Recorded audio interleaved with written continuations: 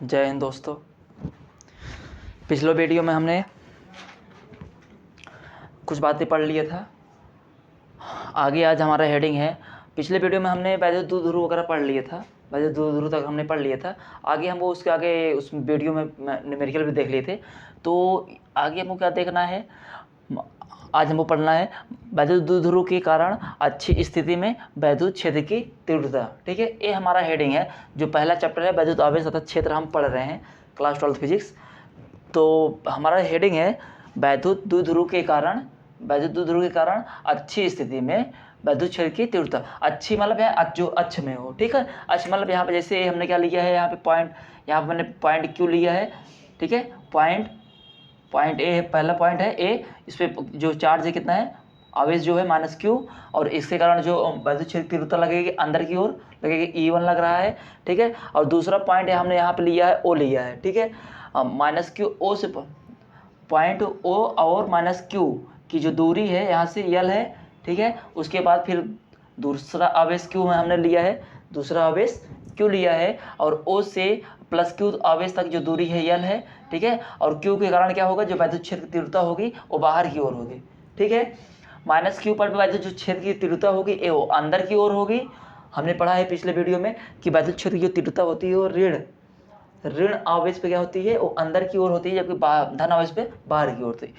Plus Q के कारण क्या होगा, जो वैद्युत क्षेत्र की तीव्रता बाहर की ओर होगी, और -q के कारण अंदर की ओर। और हमने इसके बीच में हमने एक ओ पॉइंट लिया है, O से और -q की जो दूरी है L है, और O से +q प्लस आवेश Q की दूरी जो है L है। और हमने लिखा है लास्ट में पॉइंट हमारे पास क्या है, P पॉइंट है। P पॉइंट पर हमें वैद्युत क्षेत्र की तीव्रता ही निकालना है। ठीक है, और O से P तक की जो दूरी है वो हमारी कितनी है, R है। ठीक है, पॉइंट O से P तक जो दूरी हमारी है R है। इतना कंफर्म है।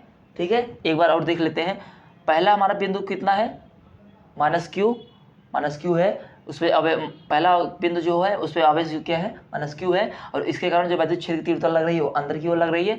और O से और Q तक Q की जो दूरी है L है, और O से +q तक की दूरी जो है कितना है, L है। यहाँ से यहाँ भी तक की दूरी L है, और इसकी +q के कारण जो आवेश लगेगा, वैद्युत क्षेत्र की जो तीव्रता होगी वो बाहर की ओर होगी। और पॉइंट P पर हमें वैद्युत क्षेत्र की तीव्रता निकालना है, O से P तक की जो दूरी है R है। ठीक है, इतनी बात आपको समझ में आई होगी।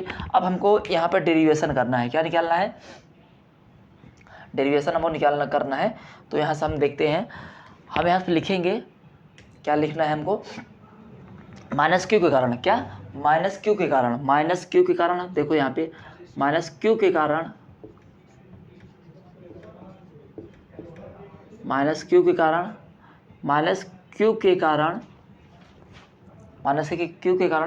बिंदु P पर तीव्रता निकालेंगे। ठीक है, तीव्रता मतलब वैद्युत क्षेत्र की तीव्रता। ठीक है, बिंदु Q के कारण माइनस बिंदु Q के कारण, -q आवेश के कारण बिंदु P पर तीव्रता निकालेंगे। -q आवेश Q के कारण, बिंदु P पर तीव्रता। अब इसको हम लिखेंगे E1। क्या लिखेंगे, E1 मतलब लिखेंगे 1/4 πε0, और एक आवेश का मान Q अपान, और इनके बीच की दूरी ध्यान सुनिएगा, -q और P के बीच की जो दूरी होगी, देखो यहाँ से O से P तक दूरी R है, और यहाँ तक दूरी लेना है -q तक, और O से R है, O से -q तक दूरी कितनी है, L है। तो इसकी जो दूरी आ जाएगी, कितना हो जाएगा, R + L, या R + L या L + R का स्क्वायर हो जाएगा। ठीक है, दूरी इतना हो जाएगा। इसको इक्वेशन नंबर 1 मान लेंगे। ठीक है, इतनी बात समझ में आई होगी। -q के कारण बिंदु -q के कारण क्या होगा, P पर जो तीव्रता होगी E1 बराबर 1/4 πε0 Q, किसी एक आवेश का मान -q का आवेश का मान बटे R + L का होल स्क्वायर। ठीक है, अब यहाँ पर देखिएगा, यहाँ पे सर पूछेंगे कि माइनस यहाँ क्यू आवेश है, यहाँ +q आवेश क्यों नहीं है। देखो भैया, यहाँ पे जो -q है, इसका जो आवेश का जो मान लेते हैं वो हम क्या लेते हैं, यहाँ पे धनात्मक ही लेते हैं। ठीक है। उस चिन्ह माइनस क्या कहता है, विपरीत आवेश बताता है। माइनस चिन्ह क्या बताता है, विपरीत आवेश बताता है, लेकिन किसी एक आवेश से जो मान होता है वो धन ही होता है, ठीक है। अब क्यू के कारण आवेश हो गया, अब प्लस क्यू के कारण, प्लस क्यू के कारण, प्लस क्यू के कारण, प्लस क्यू के कारण बिंदु P पर, बिंदु P पर तीव्रता, इस पे तीव्रता निकालेंगे, ठीक है। अब क्या हो जाएगा, तीव्रता E2, बिंदु P क्यू के कारण E2 होगा, ठीक है। ये तीव्रता हमारी हो जाएगी E2, ये हमारा कितना हो जाएगा 1/4 पाई एप्सिलॉन नॉट, और Q, और यहाँ से याद सुनिए अब Q के कारण, Q के O से और P तक की दूरी R है, और O से यहाँ तक दूरी कितनी है, हाँ, O से Q तक दूरी कितनी है, L है। तो यहाँ पे जो दूरी है, टोटल दूरी में क्या हो जाएगा, R में से हमारा क्या होगा, L माइनस घटेगा। यहाँ पे R में क्या हुआ था, L जुड़ गया था, अब यहाँ पे क्या हो जाएगा, R में माइनस घट जाएगा। क्यों घट जाएगा, क्योंकि हमको आवेश इतनी ही दूरी लेना है, हमको ये इतनी ही दूरी लेगा। तो इतनी दूरी में हम क्या करना है, हमको O से Q तक दूरी L है, ठीक है, और O से P तक की दूरी है R है। तो R में से हम L घटा देंगे तो हमारी Q से P तक की दूरी आ जाएगी, ठीक है। तो हमारा हो जाएगा R माइनस L का होल स्क्वायर, ठीक है। समीकरण 2 हो जाएगा, समझ रहे हो ना, हाँ अब समझ रहे हो, समीकरण 1 2। अब इसलिए क्या लेंगे, इसलिए P पर परिणामी तीव्रता, क्या निकालेंगे, P पर परिणामी तीव्रता, इसलिए P पर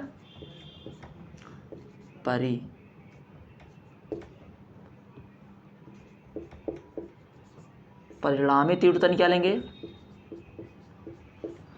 इसलिए P पर परिणामी तीव्रता, देखो अब P पर परिणामी जो तीव्रता हो जाएगा E बराबर हो जाएगा, देखो अब यहाँ पे Q के कारण जो आवेश है बाहर की ओर है, और माइनस Q के कारण जो आवेश है अंदर की ओर, मतलब इन दोनों आवेश जो विद्युत क्षेत्र जो तीव्रताएं हैं, माइनस Q के कारण जो विद्युत क्षेत्र तीव्रता E2 है वो बाहर की ओर है, और माइनस Q2 के कारण जो E1 जो विद्युत क्षेत्र तीव्रता है वो अंदर की ओर। दोनों की दिशाएं क्या है, विपरीत है। जब दोनों की दिशाएं विपरीत होती हैं तो क्या हो जाता है, घट जाता है। जब दोनों विद्युत क्षेत्र की तीव्रता की जो दिशाएं समान होती हैं, एक ही दिशा में होती हैं, तो वहाँ पर विद्युत क्षेत्र की तीव्रता जुड़ता है। तो अब यहाँ विद्युत क्षेत्र की तीव्रता की दिशाएं विपरीत है, ठीक है, एक दूसरे के विपरीत है, तब क्या हो जाएगा पे E2 माइनस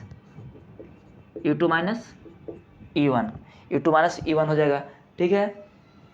अब हमको E निकालना है, क्या निकालना है, E निकालना है। तो अब E बराबर लिख सकते हैं, E बराबर लिखेंगे, E2 का भी कितना मान है, E2 का मान है 1/4 पाई एप्सिलॉन नॉट, ठीक है, 1/4 पाई एप्सिलॉन नॉट, और Q अपान R माइनस L का होल स्क्वायर, फिर टोटल माइनस, पूरे का माइनस करेंगे, पूरे का माइनस मतलब हो जाएगा कितना, 1/4 epsilon not Q/R plus L का होल स्क्वायर। यहाँ तक बात समझ में आई, ठीक है। E2 माइनस E1 और E1 E2 को हमने यहाँ पे मान सिर्फ रखा है। अब ध्यान देखो, ध्यान पे यहाँ पे 1/4 पाई एप्सिलॉन नॉट यहाँ पे, और 1/4 पाई एप्सिलॉन नॉट यहाँ पर, दोनों कॉमन मिल रहे हैं, तो हम इसको क्या कर लेंगे, कॉमन ले लेंगे, क्या कर लेंगे, कॉमन कर लेंगे। तो अब इसको हम लिख सकते हैं E बराबर लिख सकते हैं 1/4 पाई एप्सिलॉन नॉट, और Q भी है, Q भी कॉमन है, तो Q भी कॉमन कर लेंगे, ठीक है, Q भी कॉमन कर लेंगे, यहाँ पे Q कॉमन हो जाएगा। अब ब्रैकेट में लिखेंगे इसको, अब ब्रैकेट में लिखेंगे, क्या लिखेंगे, 1/, इसको Q यहाँ लिख लेते हैं, इसको साथ में लिखते हैं Q को यहाँ साथ में लिखते हैं, आसानी रहेगी, 1/R माइनस L का होल स्क्वायर, उसके बाद फिर माइनस 1/R प्लस का होल स्क्वायर, इस तरह समीकरण बन जाएगा। अब इसका मल्टीप्लाई इधर करेंगे और इसका मल्टीप्लाई इधर करेंगे, ठीक है। देखिए त्रियक क्या करेंगे, मल्टीप्लाई करेंगे, हर का त्रियक मल्टीप्लाई करेंगे तो ये हो जाएगा Q/4 पाई एप्सिलॉन नॉट, ठीक। अब इधर हो जाएगा R प्लस L का whole square minus R minus L का होल स्क्वायर बटे R1 माइनस R2, तो यहाँ हो जाएगा R1 R माइनस यल का होल स्क्वायर का होल स्क्वायर, ठीक है, होल स्क्वायर का होल स्क्वायर, R माइनस यल का होल स्क्वायर, यही होगा ना, R माइनस होल का होल स्क्वायर, क्योंकि यहाँ पर होगा R स्क्वायर माइनस यल स्क्वायर का होल स्क्वायर, ठीक, हाँ यही हो जाएगा। अब इसको हम तोड़ेंगे, ठीक है, अब हम इसको तोड़ रहे हैं, देखिए ध्यान से। अब इसको लिख सकते हैं E बराबर Q बटे 4 पाई एप्सिलॉन नॉट, अब ब्रैकेट में लगाएंगे इसको, R का R square plus L square plus 2R यल, फिर माइनस R स्क्वायर माइनस यल स्क्वायर प्लस 2R यल हो जाएगा, ठीक है, 2R यल होगा, इस तरह होगा। और बटे में हो जाएगा आपका R स्क्वायर माइनस यल स्क्वायर का whole square, R square minus यल स्क्वायर का होल स्क्वायर। अब यहाँ से देखो R माइनस R से R कैंसिल और माइनस यल से यल कैंसिल, ठीक है। अब हमारे पास क्या बचा, E बराबर लिखेंगे Q बटे 4 pi epsilon not, 4 pi epsilon not, ये बचेगा हमारे कितना 2R यल प्लस 2R यल, ये 2R यल बटे R स्क्वायर माइनस यल स्क्वायर का होल स्क्वायर, ठीक, हमारे पास ये क्वेश्चन बचेगा। अब इसको हम लिख सकते हैं R यल 4R यल लिख सकते हैं, हाँ, तो अब इसे लिखेंगे QE बराबर Q 4 पाई एप्सिलॉन नॉट, अब हो जाएगा 4R यल बटे R स्क्वायर माइनस यल स्क्वायर का होल स्क्वायर, ठीक है। अब इस तरह लिख सकते हैं। अब हमारे पास स्पेस नहीं बचा है, तो अब एक काम करिए, आप लोग इधर से इतना नोट कर लीजिएगा। तो मैं इधर इरेज कर रहा हूँ, बाकी यहाँ का डेरिवेशन करूँगा, तो आप लोग इसको इस साइड का नोट कर लीजिएगा, शायद आप लोग इसको समझ गए होंगे, ठीक है। तो इसको मैं इरेज कर रहा हूँ, तो आप लोग नोट कर लीजिए।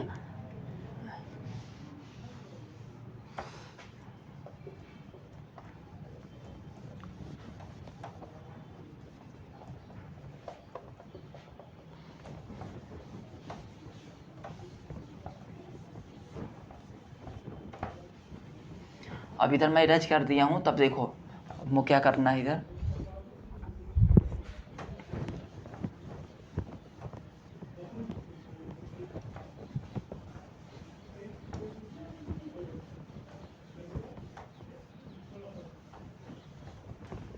अब आगे हम इस क्वेश्चन को बढ़ाएंगे। अब हमने यहाँ तक कहाँ तक लिख लिया, E इक्वल टू 4 पाई, अब इसको हम लिख सकते हैं E बराबर E इक्वल टू लिखेंगे Q upon 4 pi epsilon not, अब इसको लिख सकते हैं 4 यल क्या लिख सकते हैं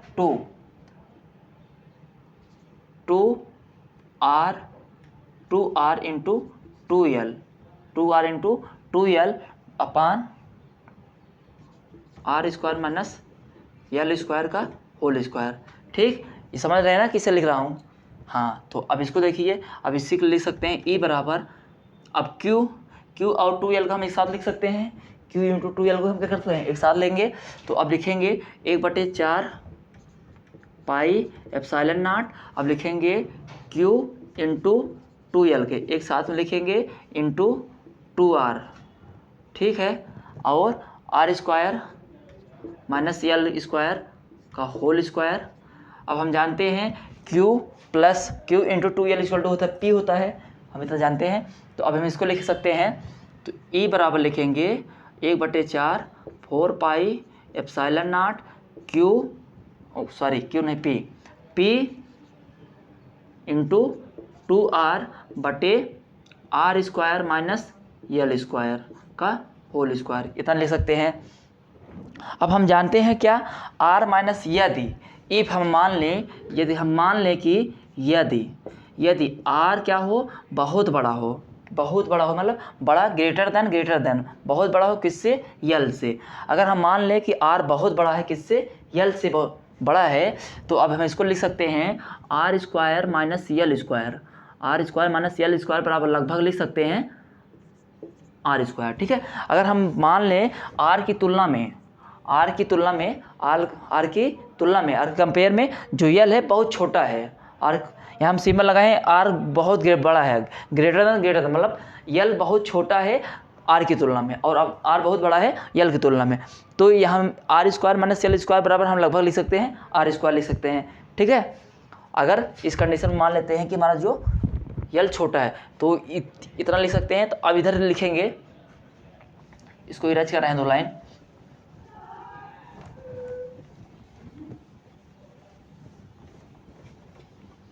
इसको लिख सकते हैं, क्या लिखेंगे, अब इसे लिख सकते हैं हम ई बराबर लिख सकते हैं, क्या लिख सकते हैं, 1/4 4 पाई एप्सिलॉन नॉट, इसको लिख सकते हैं 2p r बटे आर स्क्वायर माइनस यल स्क्वायर बराबर हम क्या लिख सकते हैं, आर स्क्वायर लिख सकते हैं। क्या लिख सकते हैं, आर स्क्वायर का होल स्क्वायर। ठीक है, स्क्वायर करेंगे तो ई बराबर लिखेंगे, जब हम लिख सकते हैं 1/4 पाई epsilon naught 2p r power 4।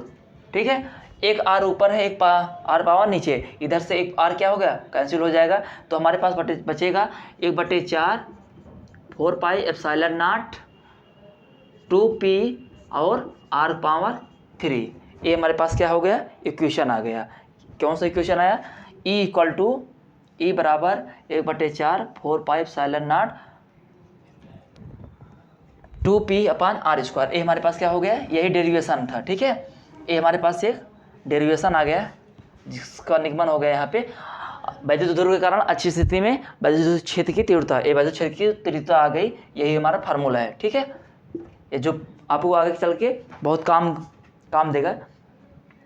अब इसी तरह हमने क्या किया, वैद्युत ध्रुव के कारण अच्छी स्थिति में हमने वैद्युत क्षेत्र की तीव्रता पढ़ा है। अब इस तरह हम निरक्षीय स्थिति में पढ़ेंगे। ठीक, आप लोग शायद इसको समझ गए होंगे, तो आप लोग इसको नोट कर लीजिए। तो मैं अब यहाँ निरक्षीय स्थिति में इसके लिए वैद्युत क्षेत्र की तीव्रता निकालेंगे। तो देखते हैं, तो यहाँ पर हमने इसको अब इरेज कर रहा हूँ मैं।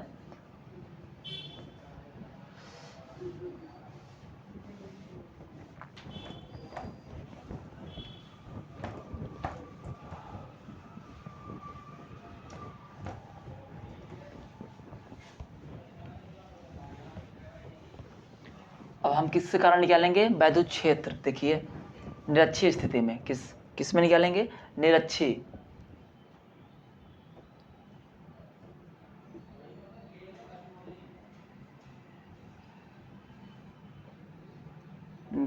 स्थिति में।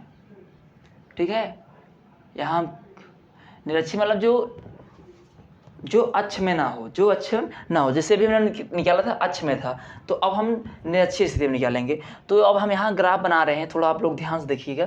तो ग्राफ जैसे मान लीजिए कि यहाँ पर बिंदु P हम ले रहे हैं, यहाँ बिंदु P ले रहे हैं, और यहाँ से यहाँ तक क्या है हमारे पास, यहाँ माइनस आवेश Q है। ठीक है, और यहाँ से मान लीजिए यहाँ आवेश कितना है, प्लस Q है, इस पे आवेश प्लस Q, इस पे माइनस आवेश Q। ठीक है, अब यहाँ से यहाँ बिंदु हमारा क्या है, P है, यहाँ बिंदु क्या है, P है। अब यहाँ पे हम क्या करते हैं, P से एक लंब डालेंगे। क्या करेंगे, एक लंब डालेंगे यहाँ बीच में, जो इसको मिलाएगी। तो अब इसको हम लिखेंगे, मतलब Q से यहाँ तक एक पॉइंट मान लेंगे, O मान लेंगे। ठीक है, माइनस Q से और O से जो पॉइंट है यहाँ तक कितनी दूरी है, L मान लेंगे, और O से प्लस Q तक दूरी कितनी है, L है, और यहाँ से P से O तक की दूरी कितना मान लेंगे, R मान लेंगे। ठीक है, समझ में आ रहा होगा आप लोग को। तो यहाँ पे हम दूरी क्या मान लिए हैं, यहाँ से यहाँ तक हमारी जो क्या है, R है, यहाँ से यहाँ तक दूरी L है, और O से प्लस Q की L दूरी L है। अब हमको निकालना है, अब देखो, अब प्लस Q के कारण जो लगेगा कि जो वैद्युत क्षेत्र तीव्रता होगी किधर होगी, बाहर की ओर होगी। किधर होगी, बाहर की ओर। ठीक है, और इसके कारण क्या होगी, जो वैद्युत क्षेत्र तीव्रता होगी सीधे किधर जाएगी, इस तरह से सीधा जाएगी इधर E1 साइन थीटा, और नीचे भी क्या लगेगा, E1 साइन थीटा। क्या होगा, E1 साइन थीटा। और इधर मान लेते हैं, इधर घटक मान लेते हैं, इधर कोई घटक इधर ड्रा कर लेंगे। अब मान लेते हैं इसके बीच कोण क्या है, थीटा है। E2 इधर लग रहा था, इधर क्या हो जाएगा, E2 क्या लग हो जाएगा, E2 cos थीटा। क्यों हो जाएगा cos थीटा? हम जानते हैं कि जो थीटा के पास वाला जो घटक होता है, थीटा के जो पास वाला घटक होता है उसको हम cos थीटा मानते हैं, जैसा कि हमने वेक्टर में पढ़ाया है। और जो थीटा के जो दूर वाला घटक होता है उसको हम E1 sin थीटा मानते हैं, ठीक है, sin थीटा मानते हैं। और जो घटक के पास वाला थीटा के पास वाला जो घटक होगा उसको cos थीटा, और थीटा से जो थोड़ा दूर होता है उससे sin थीटा। तो अब इधर E1 यहाँ पे भी कोण थीटा होगा, और बिंदु P के कारण इस पे जो वैद्युत क्षेत्र लगेगा किधर लगेगा? अंदर की ओर। माइनस क्यू पे क्या वैद्युत क्षेत्र तीव्रता किधर होगी? अंदर की ओर होगी, ठीक है। और यहाँ पे देखिए, अब यहाँ से अगर यहाँ से O से दूरी आल है और P से R है, तो यहाँ की जो दूरी आ जाएगी कितना आ जाएगा? √r² प्लस l² दूरी आएगी, ठीक है। और यहाँ से यहाँ तक जो दूरी आएगी r², ये भी कितना आएगा? √r² प्लस l², क्योंकि यहाँ से देखो, यहाँ से यहाँ तक दूरी P से लेके बिंदु P से, बिंदु यहाँ P है, P से O तक दूरी R है, और माइनस Q से O तक दूरी कितनी है? L है। तो हमारी जो दूरी आ जाएगी r² प्लस l²। और इधर इस P के कारण इधर कोण थीटा बना, तो इधर E2 cos थीटा हो जाएगा, घटक हो जाएगा, और E2 sin थीटा हो जाएगा, मतलब E1 cos थीटा इधर हो जाएगा अंदर की ओर। किधर होगा? E1 cos थीटा इधर ही होगा, E1 cos थीटा अंदर की ओर होगा, और E2 sin थीटा ऊपर, E2 sin थीटा ऊपर, और E1 cos थीटा नीचे की ओर पर। और इसके कारण जो प्लस क्यू के कारण जो वैद्युत क्षेत्र तीव्रता है इस तरफ लग रहा है, और माइनस क्यू के कारण वैद्युत क्षेत्र तीव्रता अंदर की ओर लग रहा है, ठीक है। आई होप कि आप लोग को समझ में आया होगा। ग्राफ थोड़ा छोटा बन गया है, लेकिन आप लोग समझ जरूर गए होंगे। आइए अब हम डेरिवेशन करते हैं, कैसे हमको डेरिवेशन करना है। देखिए यहाँ पे अब हम क्या निकालेंगे? हमको क्या निकालना है? बिंदु क्या निकालना है? माइनस क्यू के कारण हम निकालेंगे, माइनस क्यू के कारण, माइनस क्यू के कारण, माइनस क्यू के कारण बिंदु P पर तीव्रता जो निकालेंगे, बिंदु P पर तीव्रता हो जाएगा, यहाँ पे E1 हो जाएगा। E1 बराबर लिख सकते हैं इसको 1/4 4πε0 और Q/√r² प्लस l² का होल स्क्वायर। अब इसे लिख सकते हैं E1 बराबर 1/4 4πε0 Q/r² है, अंडर रूट है, तो ये हट जाएगा, तुम्हारा r² प्लस हो जाएगा प्लस l² हो जाएगा, समीकरण 1। अब इस तरह क्या करेंगे? माइनस क्यू के कारण बिंदु P पर तीव्रता, अब इस तरह प्लस क्यू के कारण बिंदु P पर तीव्रता निकालेंगे। प्लस क्यू के कारण, प्लस क्यू के कारण बिंदु P पर तीव्रता, बिंदु P पर तीव्रता, बिंदु P पर तीव्रता निकालेंगे। तो अब इससे लिख सकते हैं E2 बराबर लिखेंगे, E2 बराबर लिखेंगे, क्या लिखेंगे? E2 बराबर लिखेंगे, E2 बराबर हो जाएगा यहाँ पे E1 1/4, E2 बराबर 1/4πε0 और Q बराबर √r² प्लस l², ठीक है, इसका होल स्क्वायर इसके लिखेंगे। अब इससे लिख सकते हैं E2 बराबर 1/4πε0 Q/r² प्लस l²। समीकरण से क्या मान लेंगे? दूसरा मान लेंगे, ठीक है। अब बिंदु पर हम परिणामी तीव्रता निकालेंगे, बिंदु P पर, इसलिए P पर परिणामी तीव्रता निकालेंगे, परिणामी तीव्रता P पर परिणामी तीव्रता निकालते हैं। लेकिन हम जानते हैं कि यहाँ पे जो हमारा E1 और E2 क्या है? E1 E2 क्या है? बराबर है। E1 E2 हमारा यहाँ बराबर है, यहाँ पर हमारा वैद्युत क्षेत्र E1 और वैद्युत क्षेत्र E2 क्या है? यहाँ बराबर है। तो बिंदु P पर परिणामी जो तीव्रता निकालेंगे, तो ये होगा हमारा परिणामी तीव्रता होगा, क्या हो जाएगा यहाँ पे? परिणामी तीव्रता हमारा हो जाएगा, ये होगा E बराबर होगा E1, ध्यान सुनना, हमारे जो E1 sin थीटा और E2 जो sin थीटा होगा एक दूसरे क्या कर देंगे? निरस्त कर देंगे। जो हमारे E1 E2 जो sin थीटा हैं, यहाँ ध्यान सुनिए, पहले थोड़ा एक पॉइंट नोट कर लीजिएगा। E1 sin थीटा और तथा E2 sin theta, E1 sin theta E2 sin theta एक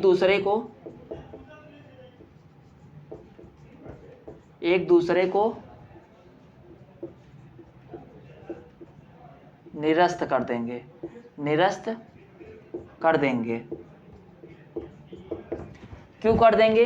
क्योंकि एक दूसरे का अपोजिट है, एक दूसरे पे क्या है, लंब है, एक दूसरे पे लंब है। जब ये दो, इनकी दिशा दोनों क्या है, एक ही दो अपोजिट डायरेक्शन है, तो क्या होंगे, ये जो बदलती दिशाएं होंगी एक दूसरे क्या कर देंगे, E1 sin theta E2 sin theta निरस्त हो जाएंगी।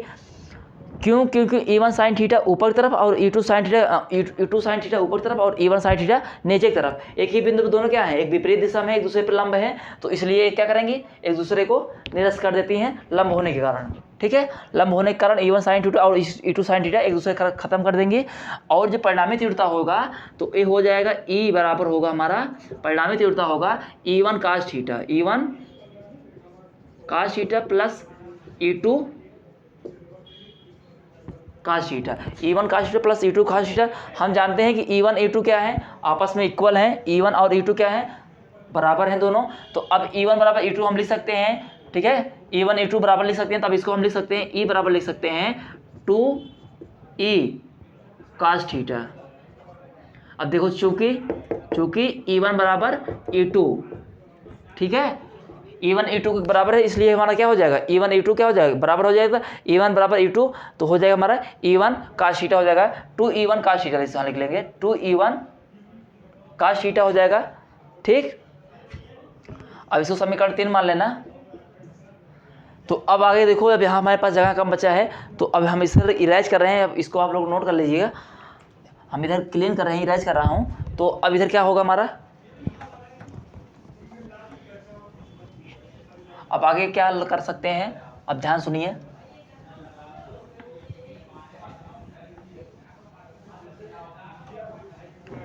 अब हम लिख सकते हैं चित्र से, हम चित्र से देखेंगे,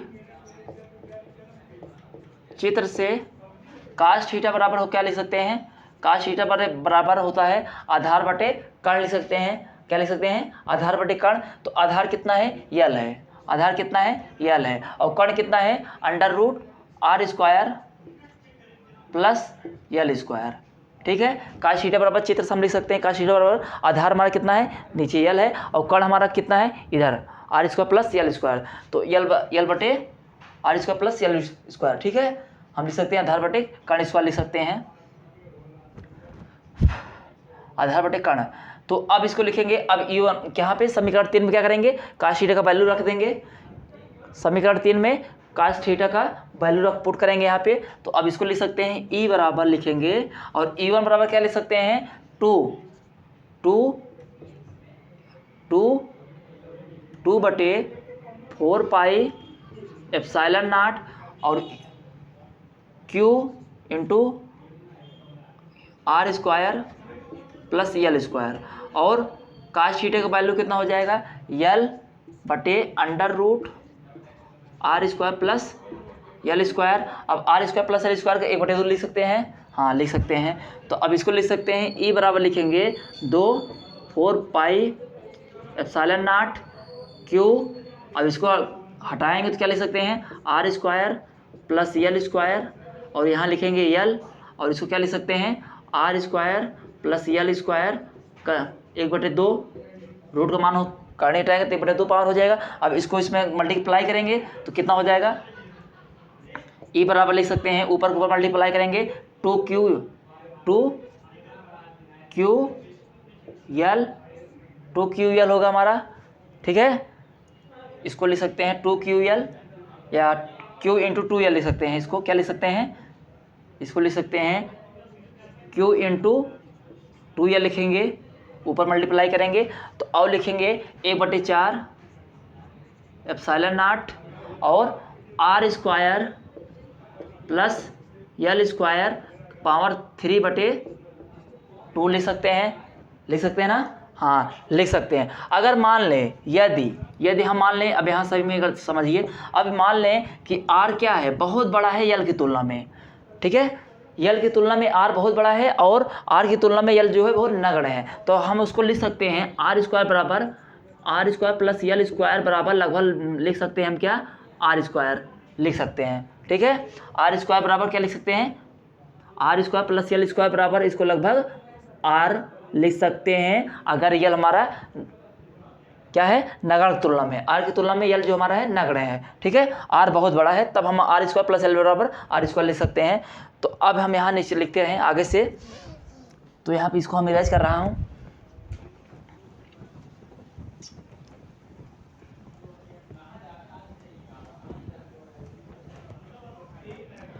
अब समझिए यहाँ से, अब हम इसको लिख सकते हैं ई बराबर लिख सकेंगे, ई बराबर क्या लिखेंगे, क्यू इंटू 2L 4πε0, और इसको क्या लिखेंगे बटे आर स्क्वायर है तो इसको लिखेंगे आर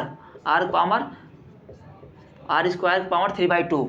ठीक है, अब इसको लिखेंगे ई बराबर लिख सकते हैं Q इंटू 2L बराबर हम क्या लिख सकते हैं, P लिख सकते हैं, और 2 पहले से था तो इसको लिख सकते हैं 1/4 4πε0, और Q इंटू 2L का हम लिख सकते हैं P, और आर स्क्वायर क्या लिख सकते हैं, आर से पावर कैंसिल हो जाएगा, क्योंकि अगर आर में हम क्या करेंगे 3/2 मल्टीप्लाई करेंगे तो R square into 3/2 R cancel हो जाएगा, तुम्हारा हो जाएगा आर पावर 3।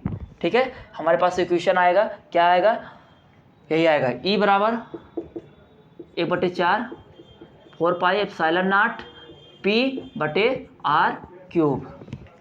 ठीक है, समझ में आया होगा कहाँ से आ गया है। ये हमारा होता है निरक्षीय स्थिति के लिए। ठीक है, निरक्षीय स्थिति के लिए फार्मूला होता है। आई होप कि आप लोगों को ये समझ में आया होगा। ठीक है, तो बाकी इसको आप लोग नोट कर लीजिए, इसमें आगे 1-2 नोट पॉइंट्स हैं और इसको नोट पॉइंट्स बताएंगे। उस पर इसके बाद फिर हम गॉस का नियम पढ़ाएंगे अगला वीडियो में। उसके बाद फिर गॉस का नियम बताने के बाद कुछ हम न्यूमेरिकल्स बनाएंगे अपने से, कुछ अपने से न्यूमेरिकल बना के आपको सॉल्व कराएंगे। उसके बाद फिर एनसीईआरटी सॉल्यूशन देखेंगे।